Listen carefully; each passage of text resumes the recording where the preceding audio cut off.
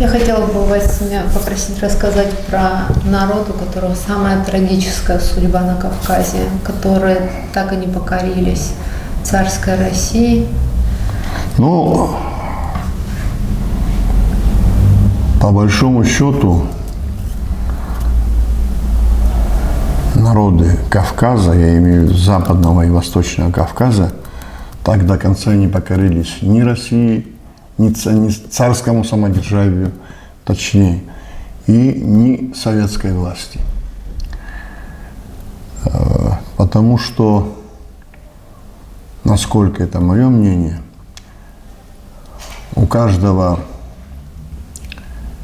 из нас всех, я имею в виду кавказцев, в крови заложен код. Этот код называется свобода. Рано или поздно он начинает срабатывать. Если его направить в нужную сторону, то он дает просто блестящие, невероятные результаты. Но для этого нужно работать. Убыхи были один из самых активных народов, одним из самых активных народов во время Кавказской войны на восточном побережье Черного моря. А уже в 40-х, 50-х годах они взяли в свою руку инициативу и руководили общекавказским, западно-кавказским движением. Ну, об этом говорят, например, была Черноморская береговая линия, которая на территории, начиная от Адлера и кончая Новороссийском. И вот там, где находились убыхи, она полностью была уничтожена. Только через несколько лет российские войска смогли восстановить ее. В 1861 году они создали Великий Меджлис, то есть Великое Собрание, где старались объединить все народы Кавказа. 2 места, там 12 было голосов, 2 места принадлежало абхазам. Они в 1861 и 2 годах, сначала были абхазы с ними тоже, послали делегацию в Лондон, прося помощи от наседающих российских войск. Но мы-то сейчас прекрасно понимаем, что куда ни обращайся, каждый представитель иного государства, он будет делать только все в свою пользу. И поэтому, еще раз подчеркиваю, мы сами должны себя уметь защищать. И в первую очередь на дипломатическом уровне, ну а второе, это уже нежелательно, но когда придется, и защищать с оружием в руках свою свободу. Убыхи жили между адыгами, между шапсуками конкретно, и с юга абхазами. И больше та, которая примыкала часто убыхов к абхазам, они блестяще говорили на абхазском языке. Та часть говорила на шапсукском диалекте адыгского языка.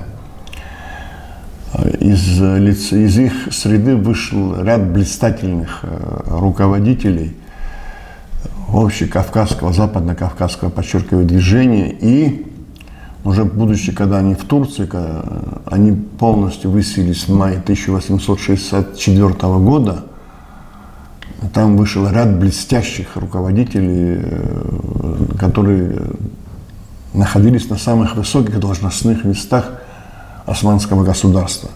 Я хочу сказать, что по переписи 1926 года в СССР числилось 9 убыхов официально. Один из них даже был кандидат наук, преподавал химию в Ленинградском институте, работал. Фамилия у него была Дыжи, но он, конечно, уже не владел убыхским языком. У убыхов первенствующий род был Берзек. Берзеки. По-абхазски Адагоепа. На абхазском, вернее, по-абхазски. Он очень прославился своей дипломатией, своей воинственностью и своими блестящими организаторскими способностями.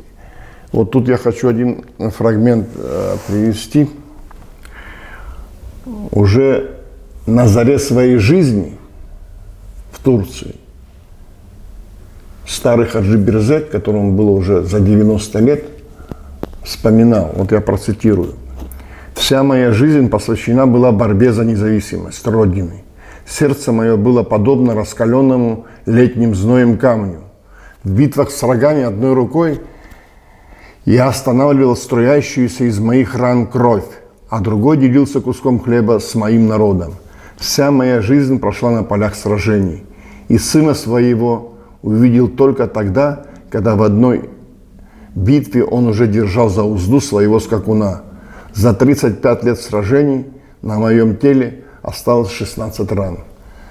Наступит день, когда я на своем коне с саблей вернусь на родину. Но если до этого мне придется уйти в мир иной, часть моего тела предайте на моей родине. Вот это его завещание было. Почему я привел эту цитату? Все, кто уходил с Кавказа в изгнание, 99,9%, никто не уходил навсегда. Все в душе знали, что они рано или поздно должны вернуться на свою исконную родину. К сожалению, Берзек, его могила до сих пор находится в Турции, а нам передали в музей шкатулку с землей с его могилы, вот его, чтобы исполнить его вот это завещание. Расскажите, пожалуйста, вот фрагмент, момент, когда к нему пришли с предложением принять участие в революции. Это я потом обязательно скажу, это очень интересный факт.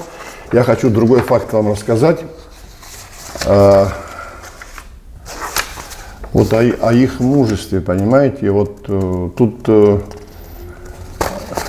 российский офицер описывает, когда вот первая высадка была в 1838-39 вот эти годы, эскадра пошла огромная, очень большая эскадра с тяжелыми артиллерийскими орудиями, и высадили десанты со всех сторон. Эскадра обстреливала снарядами главного калибра. Кто знает, что это такое, это они вырывают огромные деревья, с корнями вверх подбрасывают. Вот все побережье. Убыхи засели на ветвях деревьев и ждали высадки десанта. Первоначально же обстрел идет. Погибают там, не погибают, никто, как говорится, спину не показал. Все сидели, кто погиб, погиб, а все остальные сидели на деревьях и ждали, когда пойдет десант. И очень много солдат погибло в этом десанте, в смысле, со стороны российской армии. Потом был ужасный, небывалый шторм, очень много судов погибло, понесли ужасные потери. Обычно об этом не пишут, но судя по османским, английским источникам, да и российским тоже частично, видно, что потери были, конечно, ужасные. И тогда Российская империя обратила особое внимание на убыхов, что вот этот народ, с ним, как говорится, шутки очень плохие. И придется здесь очень долго вести боевые действия. Применяли все варианты и подкупа, все, но это почти не играло, как говорится, роли. И так и писали: нам недешево достанется это место, место жительства убыхов, которое считается у горцев священным.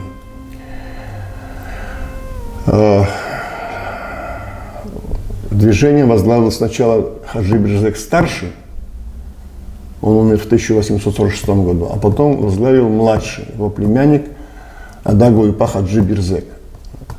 Вот который, как ты спросила, он дожил до глубокой старости, успел повоевать с российскими войсками на Балканах в 1877-78 году, где он возглавлял отряд абхазов, убыхов и адыгов.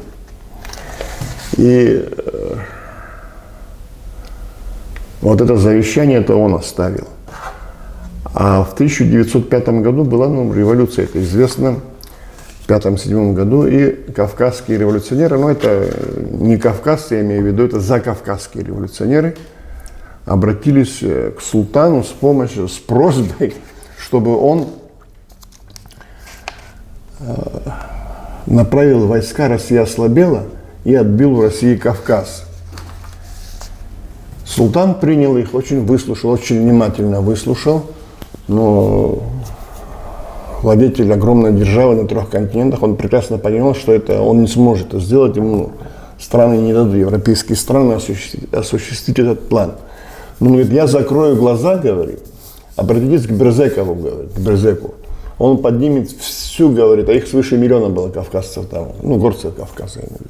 Он поднимет всю свою массу, говорит, и они хлынут на Кавказ, говорит, и освободят его под предлогом освобождения Родины.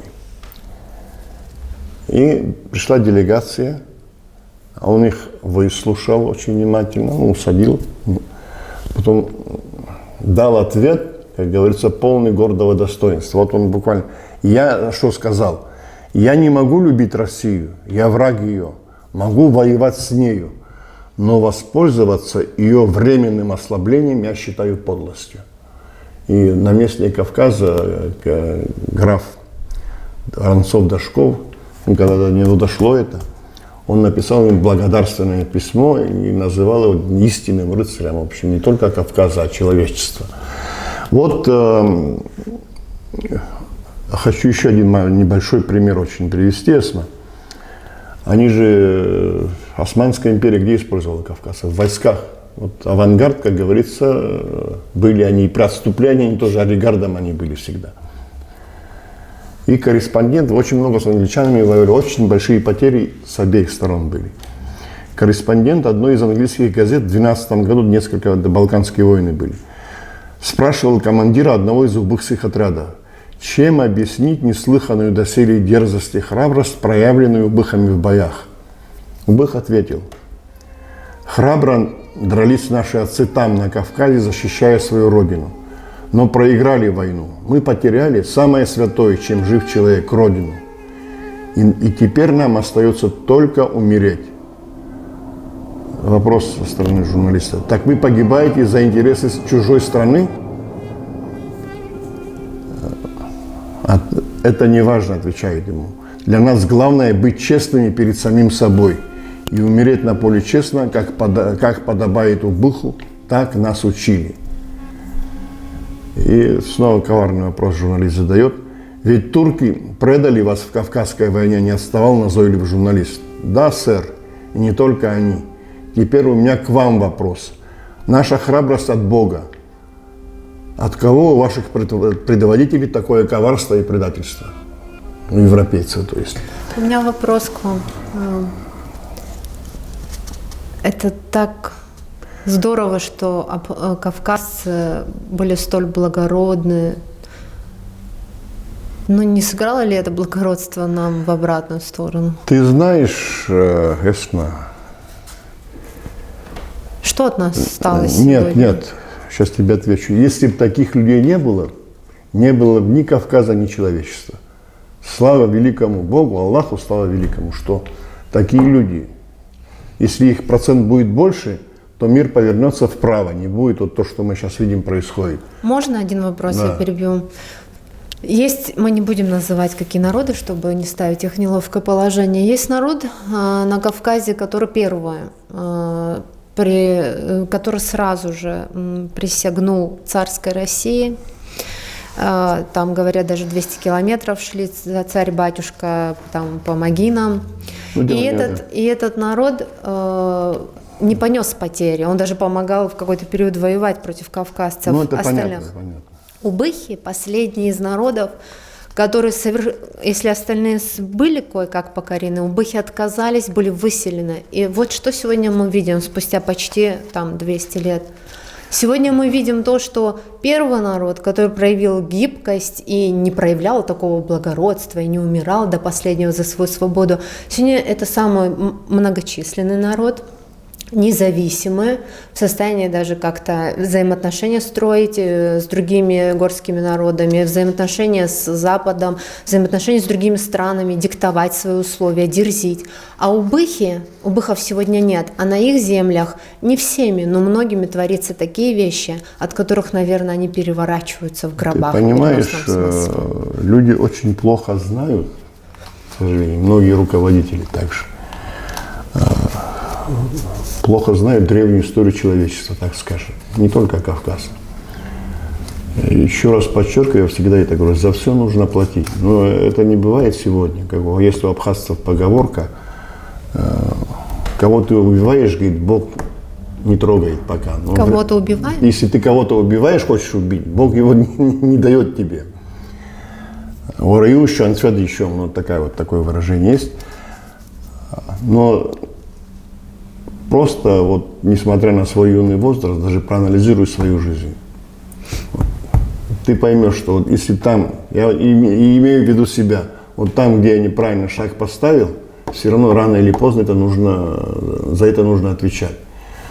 Это у отдельного человека. А у больших народов, но есть такое понятие ахак, то есть рок. За все это придется рано или поздно отвечать. И одним, и вторым. Одни заплатили, Да, а вторым да, придется. это всегда так бывает. Или, это я уже перехожу к древности, искупительные жертвы Это как? должны быть. Ну, это нужно спросить у Всевышнего, как это делается. Хорошо, простите, что перебила. И, по крайней мере,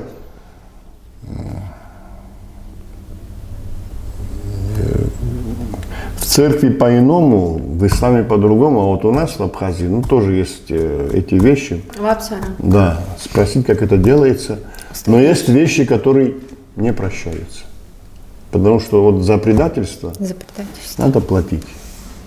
Всему К сожалению, свое время? да, конечно. Это, народ не виноват, понимаете? Вот ты спросил, я никогда не... Это их верхушка, понимаете, которая ради чинов, богатства, новых земель, они шли на любую подлость, извиняюсь за выражение. И, кстати, те люди, которые это делали, где они?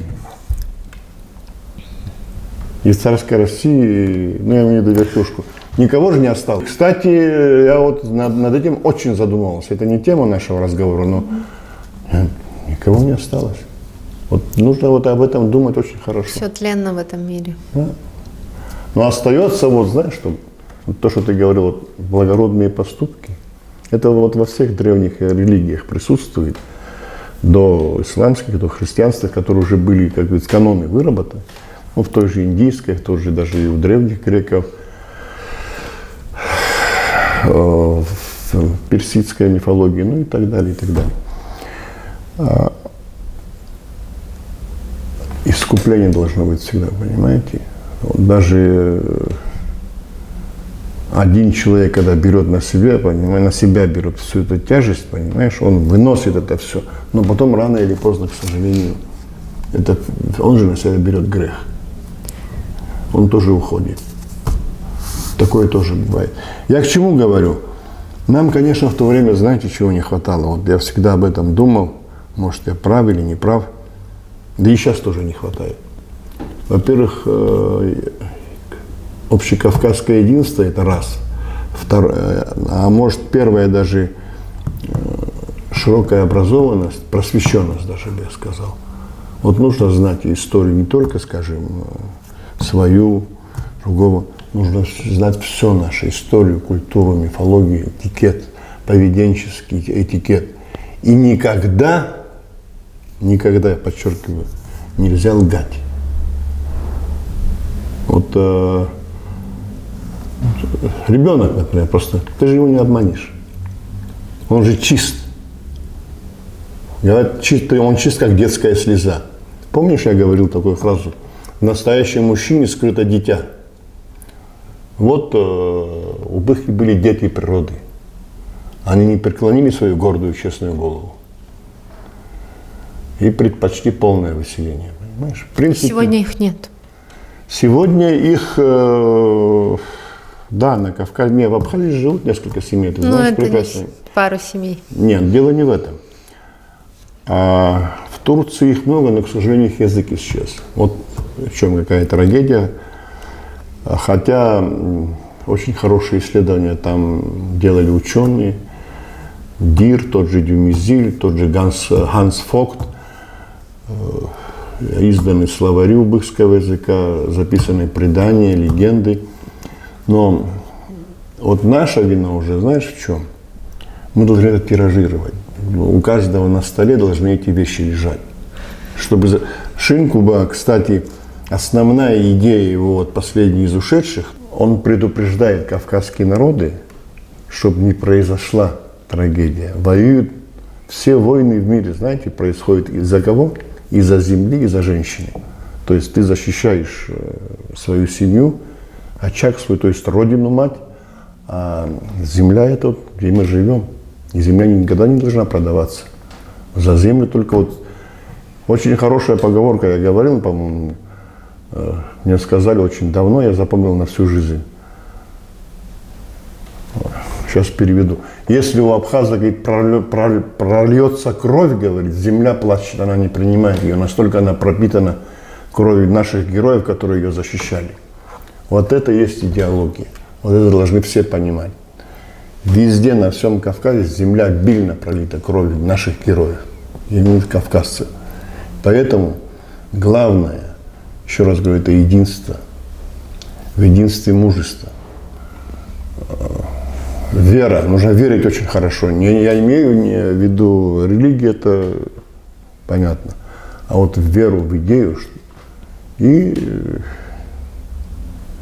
сам, это нужно, конечно, самое главное, одно из главных черт. Это вот большой внутренний стержень нравственности. И чем больше таких людей, вот я вначале это говорил, никто не страшен. Надо работать, говорить, объяснять, помогать, продвигать людей. И делать это без рекламы, ненавязчиво. Есть хорошая поговорка, вот в детстве говорили, нам говорили, пословица, очень простая, сейчас понимаю. Зигиздыру ягода. Кто на этом мире может понять и объять все? Понимаешь, это вот бесконечное пространство, как космос, Вселенная. Человек такой же, тоже необъятный. Но если у тебя будет теплота сердца, это я буквально перевожу с абхазского, и еще будет убежденность в том, что ты прав. Не просто вот я прав и все, а осознанная правда. Вот тогда у нас меньше вопросов будет. А вопросы бесконечные. Надо всегда что-то решать постоянно. Как вот у хорошего хозяина сад обновляется же постоянно. Мы с вами подходим к концу нашего короткого блога, чтобы не перегружать зрителя. Потом, конечно, мы будем возвращаться еще и еще ко всем народам. Я знаете, о чем сейчас подумала? Мы, абхазы, обо всех сказали, и только в конце будем говорить о себе. Абхазы, это у них тоже очень много должно быть вопросов к себе. Да. Как говорится, познай самого себя. Вот, когда это касается всех народов. Познай самого себя, кто я есть на самом деле. Кто твой отец, дед, прадед, прапрадед, как надо себя вести. Каждый шаг должен быть соизмерен, потому что их дух присутствует везде. Нельзя... Пхащароп. Даже не пхащароп, чуть ли не живой мертвец, говорят у нас. То есть это человек эти вещи нарушает.